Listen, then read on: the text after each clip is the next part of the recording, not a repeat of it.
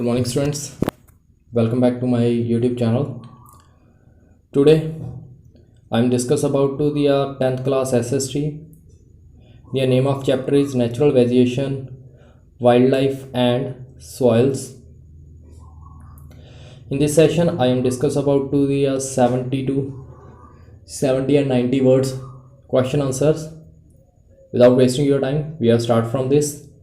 The third question is, how are the soil classified on a different basis? ਵੀ ਜਿਹੜੀਆਂ ਮਿੱਟੀਆਂ ਹੁੰਦੀਆਂ ਨੇ ਉਹਨਾਂ ਨੂੰ ਅਸੀਂ ਕਿਸ ਬੇਸ ਦੇ ਉੱਤੇ ਉਹਨਾਂ ਨੂੰ ਵੰਡਿਆ ਜਾ ਸਕਦਾ ਵਾ। India is a vast country with the different types of the rocks, climate and soils. The soil can be classified on the basis of fertility, immigrations, origins and merits। ਵੀ ਜਿਹੜੀਆਂ ਮਿੱਟੀ ਨੇ ਉਹ ਕੀ ਹੈ, ਭਾਰਤ ਜਿਹੜਾ ਵਾ ਇੱਕ ਵੱਡਾ ਸਾਰਾ ਦੇਸ਼ ਆ, ਉੱਥੇ ਕਈ ਤਰ੍ਹਾਂ ਦੀਆਂ ਪਹਾੜੀਆਂ ਅਤੇ ਵਾਤਾਵਰਨ ਮਿਲਦਾ ਵਾ, ਤਾਂ ਕਰਕੇ ਇੱਥੇ ਜਿਹੜੀਆਂ ਮਿੱਟੀਆਂ ਨੇ ਉਹਨਾਂ ਨੂੰ ਉਹਦੀ ਉਪਜਾਊ ਸ਼ਕਤੀ ਦੁਆਰਾ, ਉਹਦੀ ਸਿੰਜਾਈ ਦੁਆਰਾ ਜਾਂ ਉਹਦੇ ਵਿਸ਼ੇਸ਼ਤਾ ਦੁਆਰਾ ਉਹਨੂੰ ਵੰਡਿਆ ਗਿਆ ਵਾ। ਫਸਟ ਟਾਈਪ ਹੈਗੀ two types of the soils, fertile and infertile soils are grouped onto the basis of to the production of crops. Shallows and sandy soils are infertile। ਵੀ ਜਿਹੜੀਆਂ ਮਿੱਟੀਆਂ ਨੇ ਉਹ ਦੋ ਭਾਗਾਂ ਵਿੱਚ ਵੰਡੇ ਗਏ ਨੇ, ਉਪਜਾਊ ਇੱਕ ਅਣਉਪਜਾਊ। ਇਹਨਾਂ ਦੇ ਦੋ ਗਰੁੱਪ ਜਿਹੜੇ ਵੰਡੇ ਗਏ ਨੇ, ਇਹ ਉਹਨਾਂ ਦੀਆਂ ਜਿਹੜੀਆਂ ਫਸਲਾਂ ਉੱਗਦੀਆਂ ਨੇ ਉਹਦੀ ਪ੍ਰੋਡਕਸ਼ਨ ਦੇ ਅਕੋਰਡਿੰਗ ਦੇਖਿਆ ਜਾਂਦਾ ਵਾ। ਇਹਦੇ ਵਿੱਚ ਇੱਕ ਸੈਲੀਨ ਐਂਡ ਸੈਂਡੀ ਜਿਹੜੀ ਸੋਇਲ ਆ ਉਹ ਕੀ ਆ, ਅਣਉਪਜਾਊ ਮਿੱਟੀ ਹੈ। ਨੈਕਸਟ ਹੈਗਾ ਵਾ ਬਰਾਨੀ ਐਂਡ ਚਾਹੀ soils are grouped on the basis of to the immigrations. Soils are immigrated with the bell are called to the ਚਾਹੀ soils। ਵਿੱਚ ਇਹਦੇ ਵਿੱਚ ਇੱਕ ਬਾਹੀ ਇੱਕ ਬਰਾਨੀ ਆ, ਇੱਕ ਚਾਹੀ, ਜਿਹੜੀਆਂ ਦੋ ਮਿੱਟੀਆਂ ਵੰਡੀਆਂ ਗਈਆਂ ਨੇ ਉਹ ਸਿੰਜਾਈ ਦੇ ਅਕੋਰਡਿੰਗ। ਕਹਿੰਦੇ ਵੀ ਜਿਹੜੀ ਅਸੀਂ ਖੂਹਾਂ ਦੇ ਵਿੱਚੋਂ ਸਿੰਜਾਈ ਕਰਕੇ ਮਿੱਟੀ ਮਿਲਦੀ ਆ ਉਹਨੂੰ ਅਸੀਂ ਚਾਹੀ ਮਿੱਟੀ ਕਹਿੰਦੇ ਆ। But the soils was immigrated with the canals is called to the ਬਰਾਨੀ soils। ਵੀ ਜਿਹੜੀਆਂ ਸਾਨੂੰ ਨਦੀ ਦੇ ਦੁਆਰਾ ਸਿੰਜਾਈ ਕਰਕੇ ਜਿਹੜੀਆਂ ਸਾਨੂੰ ਮਿਲਦੀਆਂ ਉਹਨੂੰ ਅਸੀਂ ਬਰਾਨੀ ਸੋਇਲ ਕਹਿੰਦੇ ਆ। ਐਲੂਵਲ ਸੋਇਲਸ ਆਰ ਆਲਸੋ ਕਾਲਡ ਪੋਰੀਅਸ ਸੋਇਲ। ਵੀ ਜਿਹੜੀ ਐਲੂਵਲ ਸੋਇਲ ਆ ਉਹਨੂੰ ਵੀ ਅਸੀਂ ਕੀ ਆ, ਪੋਰੀਸ਼ੀਅਸ ਸੋਇਲ ਵੀ ਕਹਿੰਦੇ ਆ। ਵੀ ਜਿਹੜੀ ਬਰਾਨੀ ਮਿੱਟੀ ਹੁੰਦੀ ਆ, ਜਿਵੇਂ ਸਾਡੇ ਸੂਏ ਚੱਲਦੇ ਹੁੰਦੇ ਆ ਪਿੰਡਾਂ ਦੇ ਵਿੱਚ, ਉਹਨਾਂ ਤੋਂ ਮਿੱਟੀ ਅਸੀਂ ਕੀ ਆ, ਪਾਣੀ ਜਿਹੜਾ ਆਪਣੇ ਖੱਤਿਆਂ ਨੂੰ ਛੱਡ ਦਿੰਦੇ ਆ, ਤਾਂ ਉਹ ਵਾਲੀ ਜਿਹੜੀ ਮਿੱਟੀ ਹੁੰਦੀ ਆ ਉਹ ਬਰਾਨੀ ਮਿੱਟੀ ਹੁੰਦੀ ਆ। ਨੈਕਸਟ ਹੈਗੀ ਆ zonal ਸੋਇਲਸ।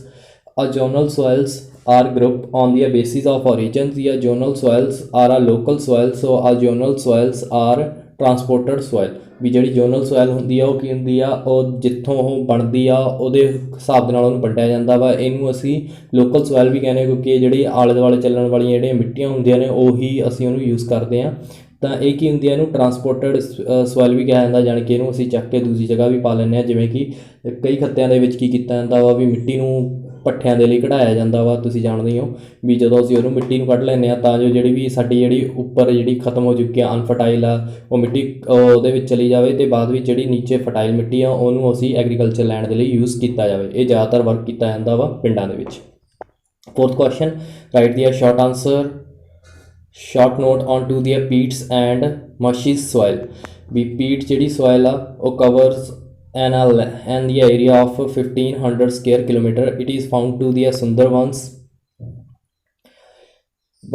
coastal area of to the Odisha, coastal area of to the South Tamil Nadu, central Bihar, Almora in Uttarakhand. It is black and acidic। ਕਹਿੰਦੇ ਵੀ ਜਿਹੜੀ ਪੀਟ ਆ ਜਾਂ ਮਾਰਸ਼ਲ ਸੋਇਲ ਆ ਉਹ ਕੀ ਆ, ਉਹਨੇ ਏਰੀਆ ਕਵਰ ਕੀਤਾ ਹੋਇਆ ਵਾ 1500 ਸਕੁਅਰ ਕਿਲੋਮੀਟਰ ਤੱਕ ਦਾ। ਇਹਦੇ ਵਿੱਚ ਹੀ ਸਾਨੂੰ ਸੁੰਦਰਬਨ ਮਿਲਦਾ ਵਾ। ਸੁੰਦਰਬਨ ਤੁਹਾਨੂੰ ਪਤਾ ਵਾ ਸਭ ਤੋਂ ਜ਼ਿਆਦਾ ਫਰਟਾਈਲ ਲੈਂਡ ਮੰਨੀ ਜਾਂਦੀ ਹੈ, ਕੋਸਟਲ ਏਰੀਆ ਵਿੱਚ ਮਿਲਦੀ ਆ। ਕੋਸਟਲ ਏਰੀਆ ਵੀ ਜਿਹੜਾ ਸਮੁੰਦਰਾਂ ਦੇ ਕੰਢੇ ਹੁੰਦਾ ਵਾ, ਸਭ ਤੋਂ ਵੱਡਾ ਬਣਨ ਵਾਲਾ ਡੈਲਟਾ ਵੀ ਇੱਥੇ ਹੀ ਮਿਲਦਾ ਵਾ।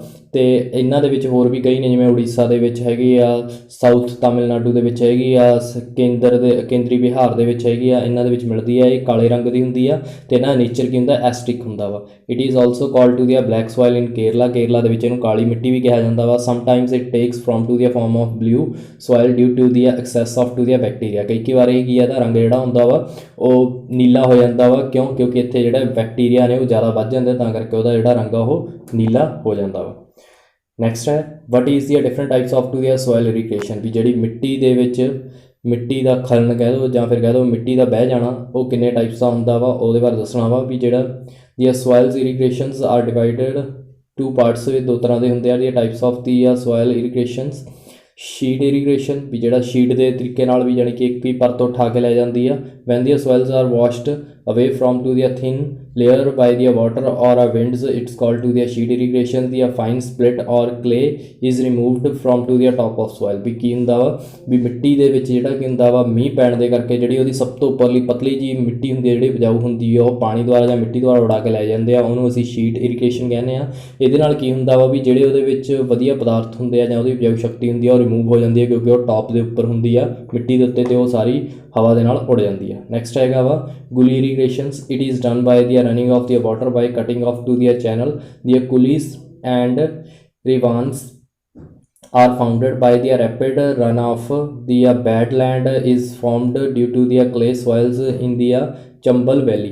ਕਹਿੰਦੇ ਜਿਹੜੀ ਗੁਲੀ ਇਰੀਗੇਸ਼ਨ ਹੁੰਦੀ ਹੈ ਵੀ ਪਾਣੀ ਦੇ ਦੁਆਰਾ ਚਲੇ ਜਾਣ ਦੇ ਕਰਕੇ ਹੁੰਦਾ ਵਾ, ਇਹਨੂੰ ਕੀ ਆ ਅਸੀਂ ਪਾਣੀ ਦੇ ਵਿੱਚ ਕਟਾਅ ਹੋ ਜਾਂਦਾ ਵਾ, ਯਾਨੀ ਕਿ ਪਾਣੀ ਕੀ ਆ ਜ਼ਿਆਦਾ ਵੱਧ ਜਾਂਦਾ ਵਾ ਤਾਂ ਉਹਨੂੰ ਛੱਡ ਦਿੱਤਾ ਜਾਂਦਾ ਵਾ, ਤਾਂ ਇਹਦੇ ਨਾਲ ਉਹ ਮਿੱਟੀ ਨੂੰ ਬਹਾ ਕੇ ਲੈ ਜਾਂਦਾ ਵਾ। ਇਸ ਕਰਕੇ ਜਿਹੜਾ ਇਹਦੇ ਵਿੱਚ ਇਹਨੂੰ ਬੈਡ ਲੈਂਡ ਵੀ ਫਾਰਮ ਹੋ ਜਾਂਦਾ, ਕਿਉਂਕਿ ਇਹਦੇ ਵਿੱਚ ਕੀ ਆ ਕਲੇ ਜਿਹੜੀ ਹੁੰਦੀ ਆ ਉਹ ਜ਼ਿਆਦਾ ਮਿਲ ਜਾਂਦੀ ਆ, ਇਹ ਚੰਬਲ ਵੈਲੀ ਦੇ ਵਿੱਚ ਜ਼ਿਆਦਾਤਰ ਮਿਲਦੀ ਆ। ਨੈਕਸਟ ਹੈਗਾ ਵਾ what are the ਕਾਜ਼ਿਜ਼ of to the soil irrigation. Soil irrigation ਦੇ ਹੋਣ ਦੇ ਕਿਹੜੇ ਕਿਹੜੇ ਮੁੱਖ ਕਾਰਨ ਨੇ? ਪਹਿਲਾ ਹੈਗਾ ਵਾ ਦੀ ਸਟੈਪ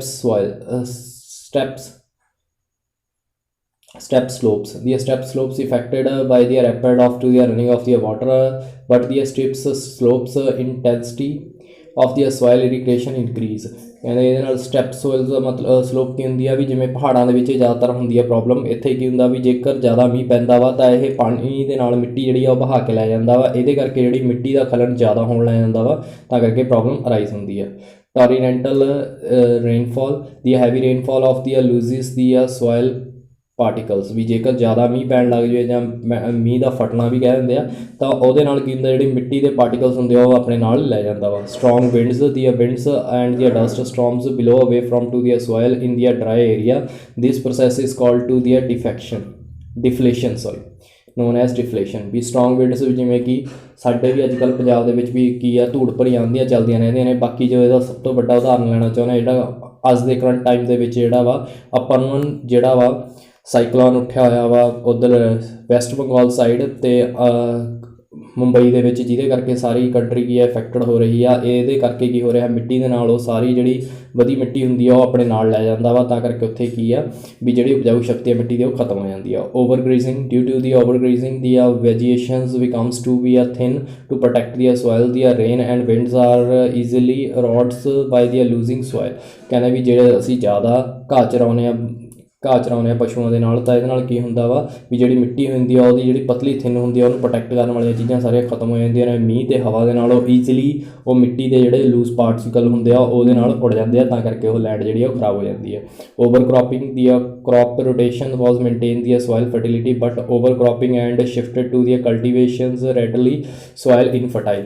ਕਹਿੰਦੇ ਜ਼ਿਆਦਾ ਬਾਰ-ਬਾਰ ਜ਼ਿਆਦਾ ਫਸਲਾਂ ਬੀਜਣ ਦੇ ਨਾਲ ਵੀ ਇਹਦੇ ਨਾਲ ਕੀ ਹੁੰਦਾ ਵੀ ਜਿਹੜੀ ਮਿੱਟੀ ਹੁੰਦੀ ਆ ਉਹਦੀ ਉਪਜਾਊ ਸ਼ਕਤੀ ਖਤਮ ਹੁੰਦੀ ਹੈ। ਜੇਕਰ ਅਸੀਂ ਫਸਲਾਂ ਨੂੰ ਬਦਲ ਕੇ ਬੀਜੀਏ ਤਾਂ ਉਹਦੀ ਮਿੱਟੀ ਦੀ ਉਪਜਾਊ ਸ਼ਕਤੀ ਉਨੀ ਹੀ ਰਹਿੰਦੀ ਹੈ, ਬਟ ਜੇਕਰ ਅਸੀਂ ਉਹਦੇ 'ਤੇ ਜ਼ਿਆਦਾ ਖੇਤੀ ਕਰਨੀ ਸ਼ੁਰੂ ਕਰ ਦਈਏ ਅਤੇ ਜ਼ਿਆਦਾ ਫਸਲਾਂ ਉਗਾਉਣੀਆਂ ਸ਼ੁਰੂ ਕਰ ਦਈਏ, ਕੁਛ ਵੀ ਟਾਈਮ ਉਹਨੂੰ ਵਿਹਲਾ ਨਾ ਰੱਖੀਏ, ਤਾਂ ਉਹ ਕੀ ਹੁੰਦੀ ਆ ਉਹਦੀ ਉਪਜਾਊ ਸ਼ਕਤੀ ਖਤਮ ਹੋ ਜਾਂਦੀ ਹੈ। ਇਹ ਸੀਗੇ ਤੁਹਾਡੇ ਲਾਸਟ ਪਾਰਟ ਰਹਿ ਗਿਆ deforestation। Deforestation means to the removal of to the forest cover and it's to the expose the area of to the soil irrigations। The reckless cutting of the trees has to be resulted in the soil irrigations by the chawls along the Shivalik hills। Human misuse of the land through to the wrong farming particles and deforestation etc lead to the removal of to the soil cover। ਵੀ ਫਸਲਾਂ ਦੀ ਜੰਗਲਾਂ ਦੀ ਕਟਾਈ ਇਹ ਸਭ ਤੋਂ ਵੱਡਾ problem ਆ, ਕਿਉਂਕਿ ਜੰਗਲਾਂ ਦੀ ਜੇਕਰ ਕਟਾਈ ਹੁੰਦੀ ਜਾਏਗੀ ਤਾਂ ਜਿਹੜਾ ਲੈਂਡ ਦੇ ਵਿੱਚ ਜਿਹੜਾ ਇਰੀਗੇਸ਼ਨ ਆ ਸੋਇਲ ਇਰੀਗੇਸ਼ਨ ਆ ਉਹ ਜ਼ਿਆਦਾ ਵਧਣ ਲੱਗ ਜਾਏਗਾ। ਜਿਹੜੀ ਦਰਖਤਾਂ ਦੀ ਅੰਧਾਧੁੰਦ ਕਟਾਈ ਹੋ ਰਹੀ ਹੈ ਜਿਹਦੇ ਕਰਕੇ ਜਿਹੜੀ ਮਿੱਟੀ ਆ ਉਹਦੀ ਉਪਜਾਊਪਣ ਵੀ ਖਤਮ ਹੋ ਰਹੀ ਆ, ਜਿਵੇਂ ਕਿ ਸ਼ਿਵਾਲਿਕ ਜਿਹੜੀ ਹਿਲਸ ਨੇ ਉਹਨਾਂ ਵਿੱਚ ਹੋ ਰਿਹਾ ਵੀ ਜਿਹੜੇ ਬੰਦੇ ਨੇ ਇਹ ਲੈਂਡਾਂ ਦਾ ਮਿਸਯੂਜ਼ ਕਰਦੇ ਆ ਅਤੇ ਇਹਨਾਂ ਨੂੰ ਗਲਤ ਤਰੀਕੇ ਦੇ ਨਾਲ ਜਿਹੜੀ ਆ ਖੇਤੀ ਕੀਤੀ ਜਾਂਦੀ ਆ, ਤਾਂ ਕਰਕੇ ਕੀ ਆ ਵੀ ਮਿੱਟੀ ਦੇ ਜਿਹੜੇ ਕਵਰ ਕਰਨ ਵਾਲੀ ਫੋਰੈਸਟ ਹੁੰਦੇ ਆ ਉਹ ਸਾਰੇ ਖਤਮ ਹੁੰਦੇ ਜਾ ਰਹੇ ਨੇ, ਤਾਂ ਕਰਕੇ ਮਿੱਟੀ ਦੀ ਉਪਜਾਊ ਸ਼ਕਤੀ ਵੀ ਖਤਮ ਹੁੰਦੀ ਜਾ ਰਹੀ ਹੈ। ਨੈਕਸਟ ਹੈਗਾ ਸਾਡੇ ਲੌਂਗ ਕੁਐਸਚਨ ਆਨਸਰਸ।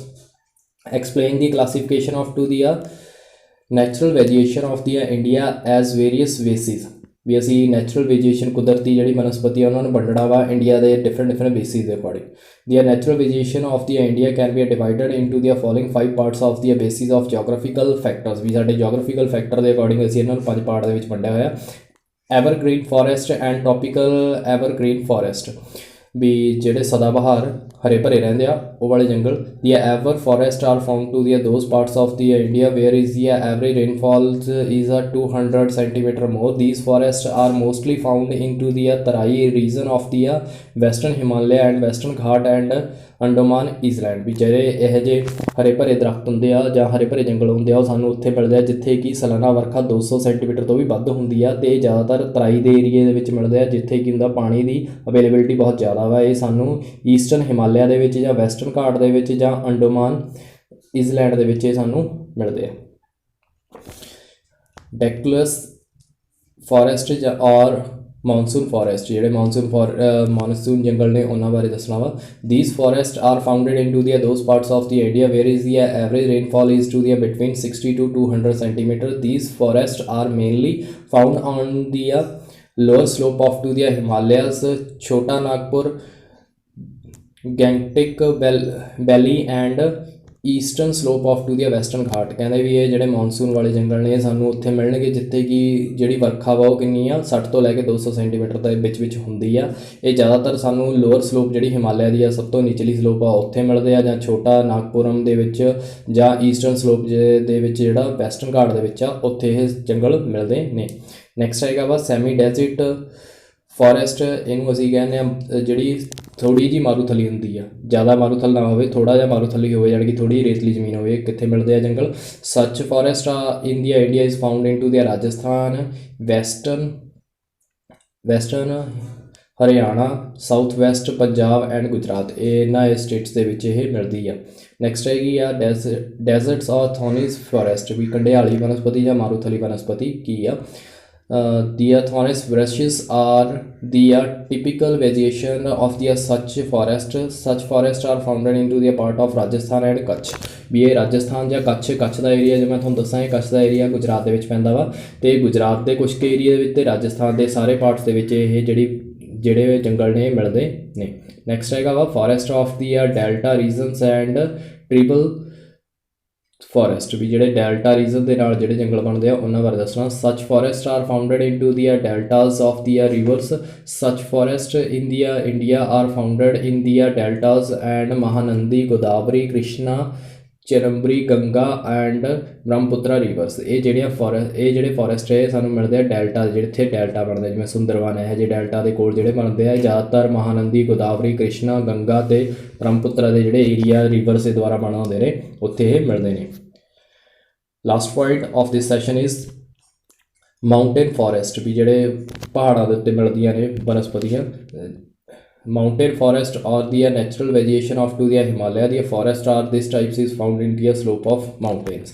ਵੀ ਇਸ ਤਰ੍ਹਾਂ ਦੇ ਜਿਹੜੇ ਜੰਗਲ ਨੇ ਉਹ ਸਾਨੂੰ ਉੱਥੇ ਮਿਲਦੇ ਆ ਜਿੱਥੇ ਕੀ ਆ ਪਹਾੜੀ ਦੀ ਇੱਕ ਸਲੋਪ ਜੀ ਬਣੀ ਹੁੰਦੀ ਹੈ, ਯਾਨੀ ਕਿ ਪਹਾੜੀ ਦੇ ਇੱਕ ਏਰੀਆ ਜਿਹਾ ਬਣਿਆ ਹੋਊਗਾ ਸਲੋਪ ਦੇ ਅਕੋਰਡਿੰਗ, ਯਾਨੀ ਕਿ ਥੱਲੇ ਨੂੰ ਢਲਾਣ ਜੀ ਬਣੀ ਹੋਊਗੀ, ਉੱਥੇ ਇਹ ਜੰਗਲ ਮਿਲਦੇ ਆ। ਇਹ ਜ਼ਿਆਦਾਤਰ ਹਿਮਾਲਿਆ ਦੇ ਵਿੱਚ ਹੀ ਮਿਲਣਗੇ।